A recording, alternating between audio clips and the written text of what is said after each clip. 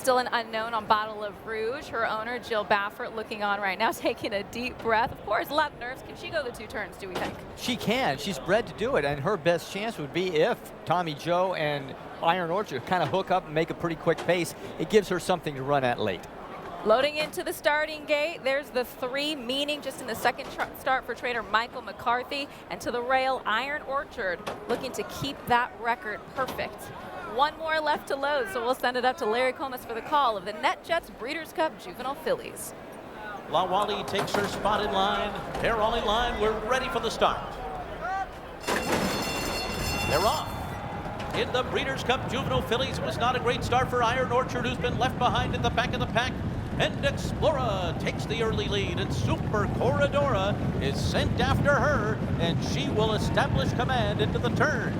Then La Wally on the outside. Bottle of Rouge is tucked in 4th alongside of Meaning. And it's Tommy Joe in 6th, 3 wide into that turn. Percy's Bar saves all the ground, then La Ville Lumiere. And the trailer is Iron Orchard. The opening quarter mile was 22.42 seconds. Super Corridora heading up the backstretch in front by 1.5 lengths. On the outside is La Wally in 2nd. Explorer and Juan Hernandez are down at the rail, and they're 1 3/4 lengths off the lead. Then Meaning to the outside of Bottle of Rouge. In behind them, La Ville Lumiere splitting Percy's Bar and Tommy Joe. And Iron Orchard has lost ground to them, trailing the field through a fast half mile here in 45.63 seconds.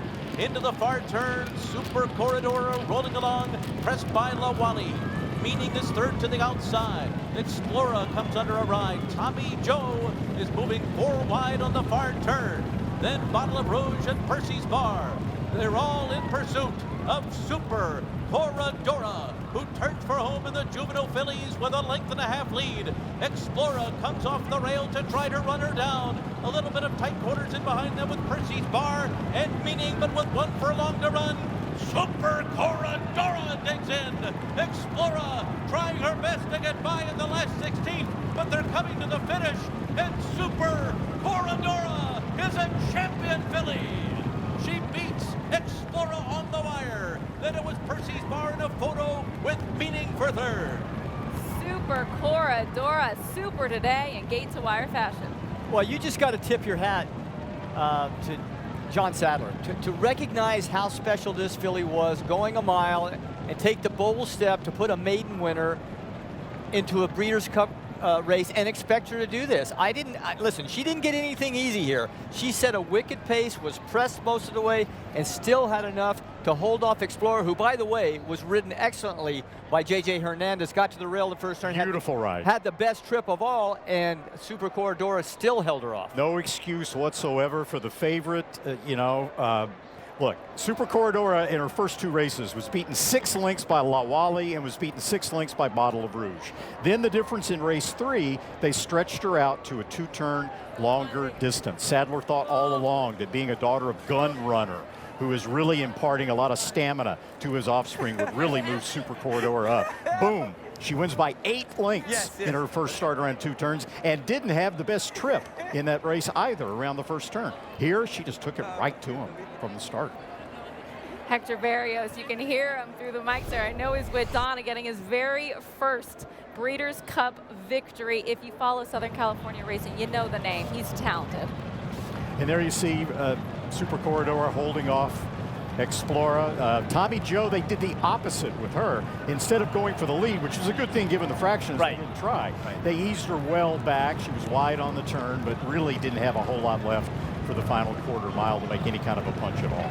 But I don't know how much faster they would have expected to go, because Super Corridora set honest fractions. She was rolling. I'm not sure, Donna, that smile is ever going to leave his face. Hector's pretty happy right now. He's still celebrating. He was just telling me how amazing she is in the morning. And I said, how did it take 3 starts to break her maiden? He said, I don't know. But anyway, she was much the best today. Talk about how much horse you had under her. Oh, yes. It's amazing. I want to cry. I'm very... You're allowed to cry. Yeah. Yeah, she showed in the morning. She worked very nice last time. Maybe she needed more distance. I think she needed more distance because he needed one more comfortable.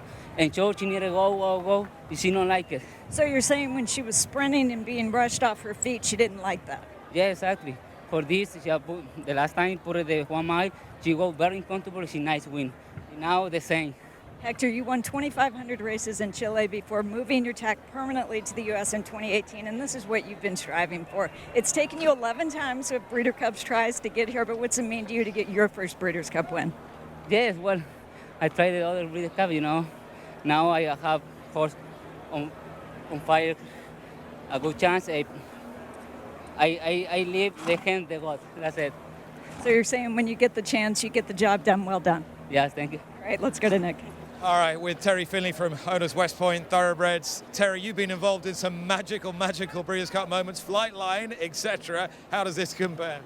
It's pretty darn good. I remember 3 years, I thought this morning, I said 3 years went by really fast, and it'd be great to be back in the winner's circle, and everything went really well. I appreciate all the partners. Obviously, we're a partnership company, but I appreciate our boy John Sadler and his team, and the rider, and everything just really fell into place today, Nick. You talk about John Sadler's handling of this filly. When he said to you he wanted to run in the Breeders' Cup Juvenile fillies, what did you think? I was a little surprised because we came back in 3 weeks, and but you know, she's a good filly, and we sprinted her twice in the middle of the summer, and she was okay, and we sent her 2 turns at Santa Anita, and she was a different horse. So that kind of gave me a little bit of confidence there, but in John Sadler we trust. We do, and in John Sadler we're here now with Kenny. Nick, thanks very much. John, we just heard Terry Finley say he was a little surprised at first when you said you were going to put her in a Breeders' Cup race, but he's glad you did. You know, she won so easy the other day at Santa Anita. If you watch that race, she wasn't just breaking her maiden, you know, she was breaking her maiden impressively. She was 8-9 lengths, and he wasn't really asking her to run. We're here in our own backyard. You know, we weren't sure we were going to run until we, you know, could train her a little bit here. And she trained well, so here we are. She likes those 2 turns, huh? She really does. Congratulations, John. Thank you so much. Brittany? Sometimes you got to strike while the iron is high. In a day and age where you see horses races spaced out months at a time, sometimes 20 days after breaking her maiden, she takes the Breeders' Cup. And Hector Berrios will beat Baeza in the Classic. It's his first Breeders' Cup win. What a moment.